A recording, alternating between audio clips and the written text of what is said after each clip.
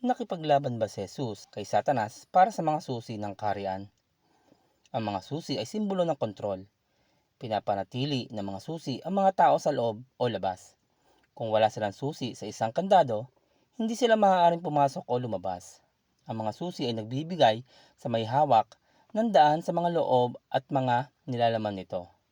At noong sinaunang panahon, ang pagsusuot ng malalaking susi ay isang tanda ng katayuan sa komunidad.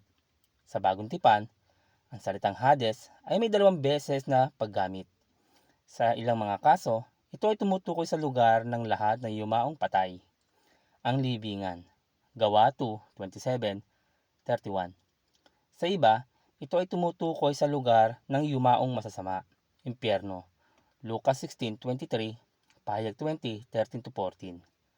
Dahil si Kristo lamang ang nagtagumpay sa kamatayan at ang kanyang sarili ay lumabas sa libingan, siya lamang ang makakapagpasiya kung sino ang papasok sa kamatayan at Hades at kung sino ang lalabas. Nasa kanya ang mga susi. Siya ay may otoridad sa kamatayan at sa lugar ng mga patay.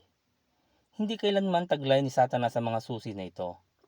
Si Satanas ay hindi kailanman nagkaroon ng kapangyarihan upang matukoy kung sino ang pupunta sa langit, ang kaharian, at kung sino ang pupunta sa impyerno. Hindi kailangang makipaglaban ni Jesus kay Satanas para sa mga susi dahil ang mga susi ay hindi kailanman nasa pag-aari ni Satanas.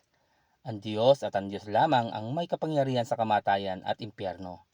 Pahayag 1:18. Hindi kailangan makipaglaban ni Jesus kay Satanas para sa anumang bagay dahil ang kamatayan ni Jesus sa krus ang kanyang pangwakas na tagumpay. Sinasabi sa atin ng Colossus 2:15, sa pamamagitan ng kanyang kamatayan sa krus, nilupig niya ang mga pinuno at kapangyarihan ng sanlibutan.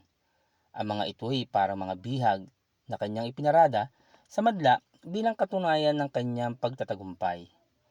Para sa Kristiyano, hindi kailangan matakot sa kamatayan at impyerno. Si Kristo ang may kontrol sa dalawa, at ang may pananampalataya kay Kristo ay hindi kailanman makapapasok sa impyerno. Ngunit dapat tandaan, tanging si Kristo ang may susi sa kaharian.